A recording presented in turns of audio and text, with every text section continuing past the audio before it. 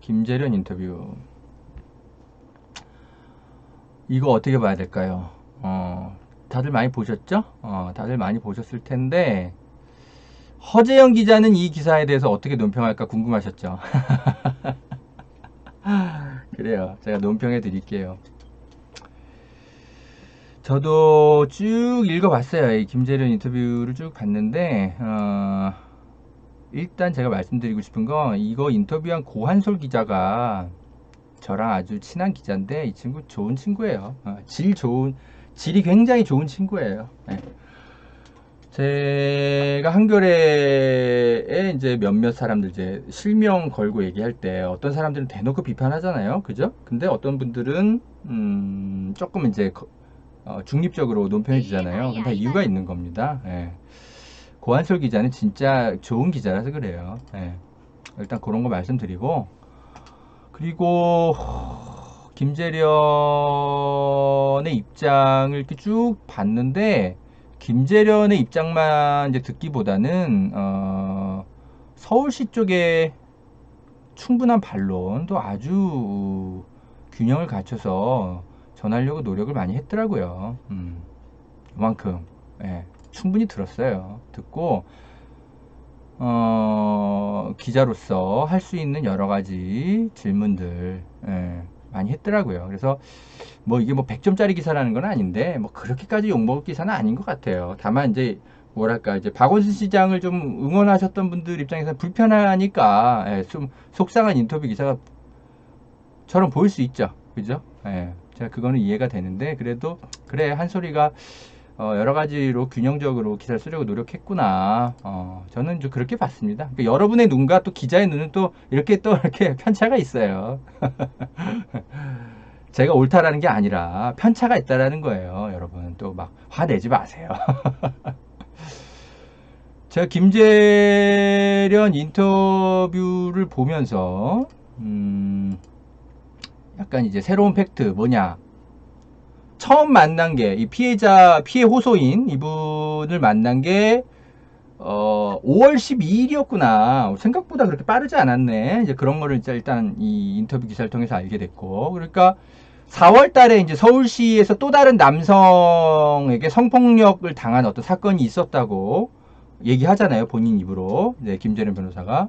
그래서 4월 달에 그 성폭력 사건으로 먼저 상담을 받으러 왔는데, 그거 얘기하다가 박원순 시장에 대한 이야기까지 추가로 이제 듣게 됐다라는 거예요. 그래서 우리가 이제 알고 있던 거랑 이제 맞는 거죠. 아, 김재련 변호사가 이 박원순 시장 것만 상담받은 건 아니었구나. 애초에 계기가 서울시 안에 있었던 다른 남성 직원과의 성폭력 사건 이것 때문에 먼저 상담을 받았던 거구나. 그래서 그럼 박원순 시장 건도 고소를 해야 되는 거 아니냐, 이렇게 의뢰인을 설득한 게 맞긴 맞나 보네. 그죠? 예, 이런 거를 확인하게 됐고, 그리고 이제 김재련 변호사가 박원순 시장 이 고소 사건을 그만두려 했구나 중간에, 이제 이런 이제 주장도 처음 확인하게 되네요. 그죠? 근데 그 고소인이 김재련 변호사를 고집했대요. 예, 뭐 그건 존중해 줘야죠. 뭐 어떻게. 그래서 이제 고소인더러 박원순 시장 고소까지 하라고 설득한 게 김재련 변호사 아니냐, 이런 이제 추측이 많았는데, 일단 그거는 본인이 아니라고 부인을 하는 것 같아요. 오케이, 그래요. 뭐 고소인 입장 충분히 이해가 되고, 근데 뭐 모르겠어요. 제가 그죠? 제가 뭐 이제 이런 일에 상담을 해줬다면, 그래도 위안부 예전에 그 피해 할머니한테 역사적으로 그 상처 준 변호사인데, 이런 사람한테 변호 맡기면 의심받는다. 이 고소의 의도가 의심받을 수 있으니까, 정치적으로 오해받을 수 있으니까, 웬만하면 김재련 변호사는 피하는 게 어때? 저는 이렇게 상담을 해줬을 것 같은데, 아무튼 그건 뭐 각자의 선택이니까. 그죠? 그리고 이제 김재련 변호사가 이제 이런 주장을 하죠. 제가 좀 얘기하고 싶은 게 뭐냐, 추가 증거를 내놓으라고 요구하는 게 말이 되느냐, 이제 이런 이제 반박을 하더라고요. 그러면서 피해자 진술과 관련 증거는 모두 수사 조사 기관에 냈다. 냈대요. 냈대. 저거 뭐 수사기관에 좀 확인해보죠. 제가 수사기관에 알아볼 수 있는 루트가 많아요. 진짜 냈는지 한번 확인해보죠, 뭐. 그래요.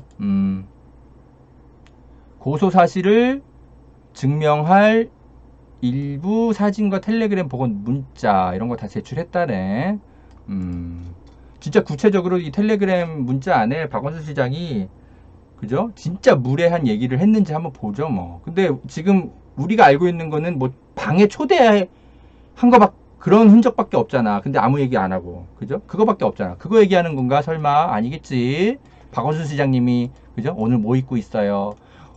볼 때마다 가슴이 설레요. 뭐 혹여라도 뭐 그런 메시지를 남긴 게 있는지, 그죠? 그런 구체적인 문자인지는 얘기를 안 해. 그냥 텔레그램 복원 문자래. 이렇게만 얘기해서는 안 되는 거지. 이거는 내용을 더 확인해야 돼요. 구체적으로 진짜 성추행성 발언을 한 건지. 이건 뭐 제가 해야죠. 저나 뭐 다른 기자들이 해야죠.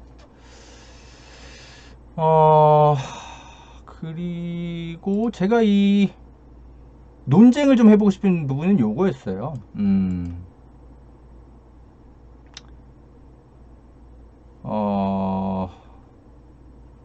피해자가 대리인 뒤에 숨었다는 비난도 있다.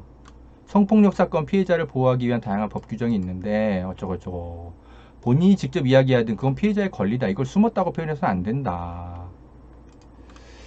그래요. 제가 여러분 이 얘기를 딱 듣는데 아차 싶더라고요. 뭐냐면 여러분 다시 기억해 보세요. 이 사건 미투가 아니에요. 네, 미투가 아니에요. 왜 미투가 아니야? 네?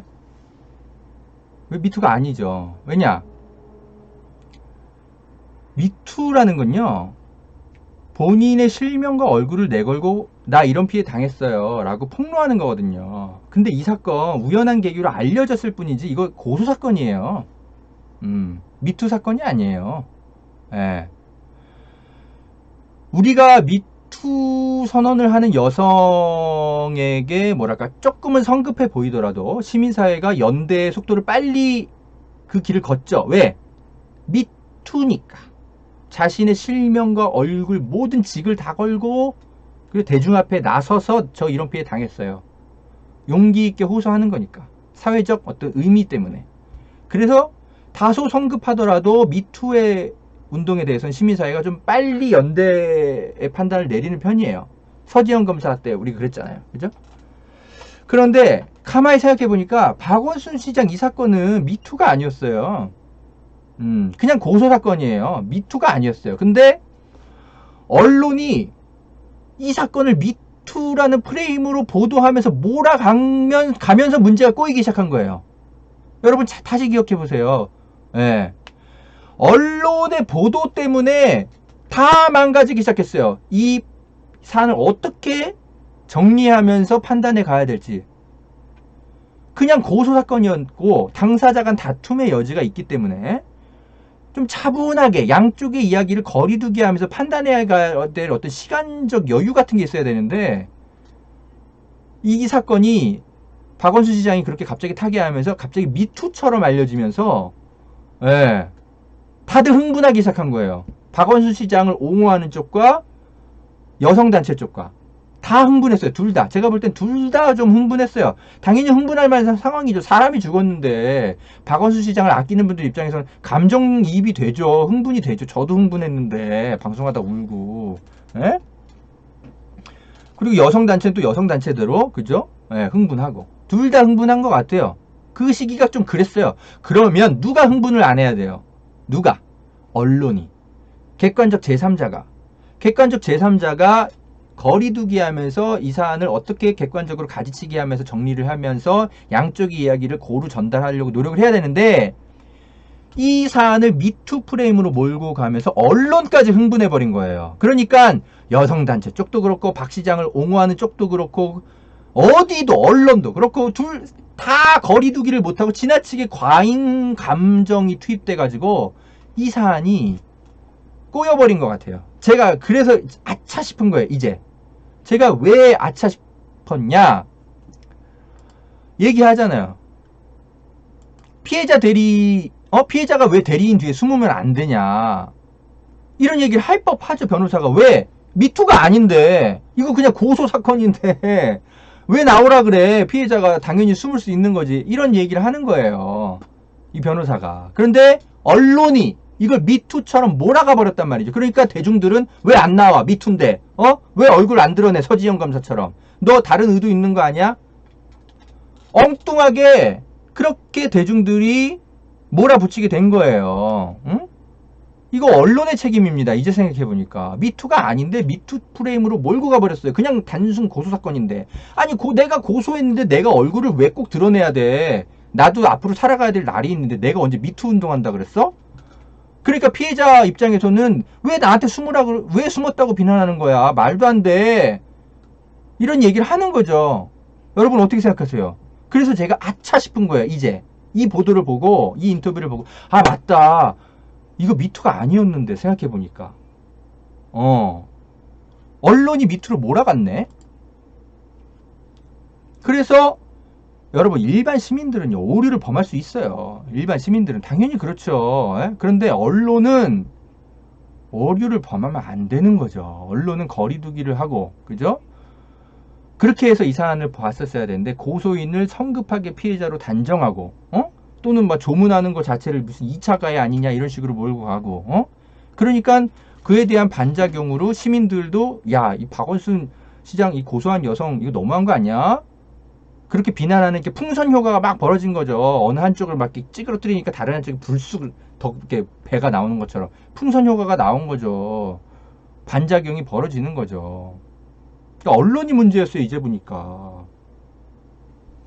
조중동은 당연히 악의적으로 박원순 시장 괴롭히고 싶으니까 그렇게 할 수 있다 치더라도 진보 언론 또는 공영방송 KBS 이런 데서도 왜 우리는 피해자 중심주의 이건 미투 운동이니까 피해자 중심주의 이렇게 몰고 갔냐고 생각해보니까 이거 미투 운동이 아니었는데 대중이 이 사안을 차분하게 바라보지 못하면 언론이야말로 차분하게 이 사안을 바라보고 그죠?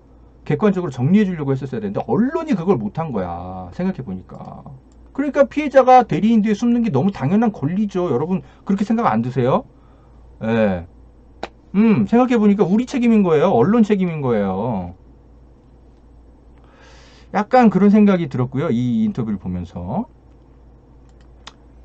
그리고 이제 김 변호사에게 제가 하고 싶은 얘기는 뭐냐, 좀 약간 반박. 그래 내가 이거는 이해한다 쳐. 이건 김재련 변호사의 입장에서 제가 이해가 되기 시작했어요. 그런데 여전히 김재련 변호사한테 제가 하고 싶은 얘기 뭐냐, 정치와 진영의 장막을 걷어내면 뭐 위력에 의한 성추행이라는 이 사건의 본질이 드러난다. 난 그저 변호사로서 해야 하는 일을 한 거고, 그죠? 법적으로 판단하면 되는 거다. 그죠? 이렇게 얘기를 하는데 저는 이거 그대로 반사해주고 싶어요. 김재련 변호사한테. 똑같은 이야기 해볼까요? 네. 정치와 진영의 장막을 걷어내면 이 사안은 단순 고소사건이어서 고소인과 피고소인 모두로부터 거리두기 하면서 언론이 이 사안을 객관적으로 보도해야 되는 게 명백해진다. 그죠? 이게 박원순 시장이 연루된 사건이라고 해서 언론의 제1원칙이 흔들려서는 안 되는 거다. 여성단체도 그렇고 언론도 그렇고 차분하지 못했다. 너무 피해자와 또는 박원순 시장 쪽에 과잉 감정 투여가 됐다. 심지어 언론마저. 그러니까 대중들이 혼란스러워하는 거 아니냐. 이 사안은 고소사건이니까 법적으로 그냥 판단받으면 되는 사안이다. 제가 김재련 변호사한테 똑같이 이렇게 기자로서 이 말을 그대로 반사해서 돌려줄 수 있을 것 같은데요. 예. 근데 마치 김재련 변호사 편을 안 들어주면 무슨 2차 가야 하는 것처럼 언론이, 이 보도를 보면서 저는 그런 생각이 들었습니다. 어떻게 생각하세요, 여러분? 이현우님, 안녕하세요. 이 보도를 보면서 좀 그런 생각이 들었어요, 저는. 그래요. 아무튼 뭐 고한솔 기자 괜찮은 기자입니다. 막 아주 형편없는 기자는 아니에요. 너무 미워하지 마세요. 제가 진짜 형편없는 기자, 형편없다고 제가 찍어 드릴게요. 예. 이 친구는 그런 친구까지는 아니에요. 그리고 또 하나 이제 여러분들 화나게 만들었던 게 이제 고경태 우리 그죠? 예, 이제 기자의 편집국에서의 칼럼인데 오피니언 부국장. 뭐 대체로 내용이 이거예요. 이제 자기가 이제 그 김재룡 변호사를 이제 만나봤는데 뭐 진정성 있는 변호사더라. 그리고 무슨 다른 뭐 여러 가지 미투 사건 많이 맡았었고 그랬었다. 본인 만나보니까 뭐 페미니스트가 아니라고 얘기하더라. 그냥 인권 변호사도 아니고 나는 그냥 변호사다. 이렇게 객관적으로 얘기하더라. 그러면서 한국 여성의 전화 고미경 대표도 지금 정의기억연대 현직 이사인데 김준일 변호사랑 지금 함께 있지 않냐. 그리고 변호사는 피해자가 선택한 거다. 고소도 피해자의 뜻이었고 피해자의 주장을 향한 근거 없는 폄훼와 공격은 진실을 가리는데 도움이 되지 않는다. 네, 이런 취지로 그러니까 박원순 시장을 좀 옹호하는 쪽, 그리고 이 고소인 쪽을 좀 비난하는 분들 그러지 말아라. 이런 취지로 이제 좀 칼럼을 쓴 거죠. 김재룡 변호사 만나봤더니 그렇다. 여러분 화나시죠? 동의가 잘 안 되실 거라고 생각해요.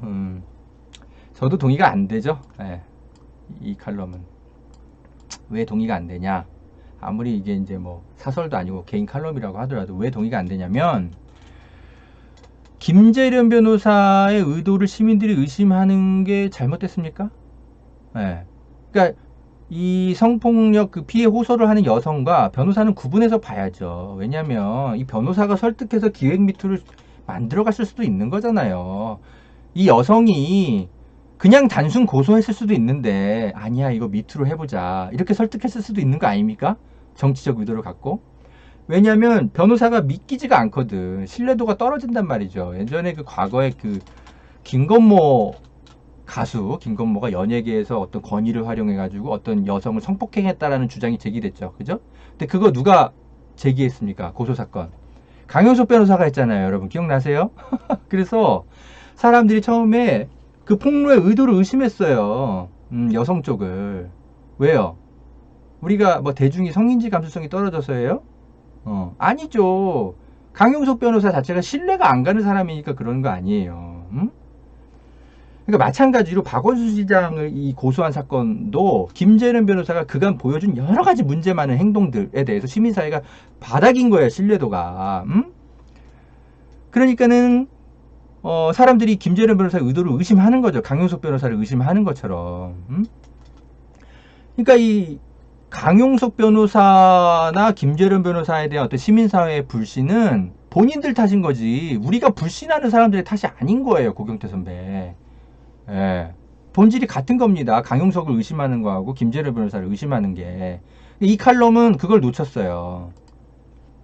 둘째, 제가 계속 말씀드립니다만 이 고경태 선배는 여기다가 뭐 피해자라고 단정해서 계속 쓰시면서 우리가 왜 피해자를 자꾸 이렇게 괴롭히냐, 진실 가리는데 도움이 안 된다 그러는데 제가 뭐 더 이상 뭐 입이 아파서 더 설명하기도 이제 귀찮네요. 예. 어떻게 고소를 했다고 곧장 피해자가 됩니까? 해외 언론은 다 그냥 고소인이라고 객관적으로 표현해요. 어큐저라고. 함부로 빅팀이라는 표현을 안 쓴다니까요. 그래서 이 세계 저널리즘 사회에 이미 자리 잡은 원칙입니다. 고소를 했으면 고소인이지 곧장 피해자가 되는 게 아니에요. 이건 제가 뭐 더 부연 설명 안 할게요. 이제 한국의 언론만 이 부분에서 혼란을 겪고 있습니다, 지금. 그러니까 이거는 아직 왜 그러냐면 제가 조사도 해보고 해봤는데 교수들한테 자문도 들어보고 했는데 이 한국의 언론계가 한 번도 해외 미투 저널리즘이랑 이런 것들을 비교 분석해서 소개한 적이 없는 거예요. 그러니까 다 혼란. 예. 고경태 선배 같이 좋은 기자도 혼란스러운 거예요. 제가 그 해외 권위지들의 미투 저널리즘 지금 제가 사비를 들여가지고 리서치하고 분석하고 있거든요. 제가 임시로 이렇게 아르바이트 기자를 뽑아가지고 제가 곧 기획 보도를 낼 겁니다. 그거 이제 우리 기자들이 보면 좀 생각들이 달라질 거예요. 제가 고경태 선배한테도 제가 이거 다 보내드릴 겁니다. 기사. 제가 이거 취재한 것들 읽어보시라고. 해외 언론들은 어떻게 보도하는지. 어, 그리고 이 칼럼은 전 동의하는 부분이 좀 뭐가 있냐면, 사안을 좀 냉정하게 보려고 하지 않는 건 친문 진영이건 반문 진영이건 전 둘 다 좀 있었다고 생각해요. 예, 이 사건 초반에 다들 흥분해가지고 저 역시 이제 그런 불편함은 둘 다에게서 느꼈어요. 그런 거는 좀 동의가 되는데, 다만 이 칼럼은 이 친문 진영의 색안경만 비판하고 또 반문 진영의 색안경에 대해서는 언급조차 하지 않는 것, 이런 면에서는 그죠? 박원순 시장이 가족들이 겪는 그 비난과 일방적인 피해들에 대해서는 이 고소인 여성이 당하는 부당한 공격 못지않게 엄청나게 클 겁니다. 왜 그런 것에 대해서는 이 칼럼에서는 전혀 생략해버리죠? 예. 균형감을 잃었다고 비판받을 수 있죠. 제가 고경태 선배의 칼럼을 존중합니다만 동의는 안 돼요. 고경태 선배는요, 어떤 기자냐면, 여러분, 제가 고경태 선배는 좀 설명을 드리고 싶었어요. 이 칼럼은 제가 비판하더라도, 여러분, 제가 한겨레에서 가장 존경하는 분들을 꼽자면 이분이 원탑입니다. 저 고경태 선배 진짜 존경해요. 좋은 분이세요. 한겨레의 진짜 참기자. 제가 무슨 질문을 하잖아요. 그러면 항상 귀 기울여 주시고 그보다 앞서서 저한테 질문하시는 분이에요. 늘 그분은 그러셨어요. 그래서 제가 이렇게 방송을 해서 고 선배를 비판을 했더라도 이거 다 이해하시고 자신의 글에 대해서 성찰하실 분입니다. 예. 그래서 고 선배 너무 비난하지는 않으셨으면 좋겠어요. 이분의 칼럼에 동의는 안 되더라도, 아, 이분은 이렇게 보셨구나, 김재련을 만나보니 이런 느낌이 드셨구나 라고 생각하실 수 있는 어떤 그 언론인으로서의 양심은 믿으셔도 되는 분이에요, 고경태 선배가. 어떻게 뭐랄까, 여러분, 허재현 기자를 신뢰하시나요? 그럼 허재현 기자의 거의 8화를 만든 사람이 고경태 선배라고 보셔도 돼요. 그 정도예요. 저랑 일도 많이 하셨고 저를 여기까지 이끌어 오셨던 분이 고경태 선배예요. 네. 그러면 좀 신뢰가 가세요? 그래요. 네. 저도 오랫동안 그 친문 진영의 그 누리꾼들, 좀 과격하신 분들 계시잖아요. 일부. 그분들한테 오랜 기간 저도 엄청나게 공격당하고 막 그 기레기 소리 듣고, 아이고, 예, 그랬습니다. 근데 제가 기레기인가요? 전반적으로 보세요. 어떤 하나의 칼럼, 어떤 하나의 기사, 이런 것만 보지 마시고 전반적으로 그 고경태라는 기자, 허재현이라는 기자가 걸어왔던 여러 가지 썼던 기사들을 다 놓고 그렇게 보시라고 말씀을 드리고 싶어요. 고경태 선배의 이 칼럼은 유감이지만 그렇게 진정성이 의심될 만큼 형편없는 기자는 절대 아니에요. 그런 말씀 드릴게요. 예.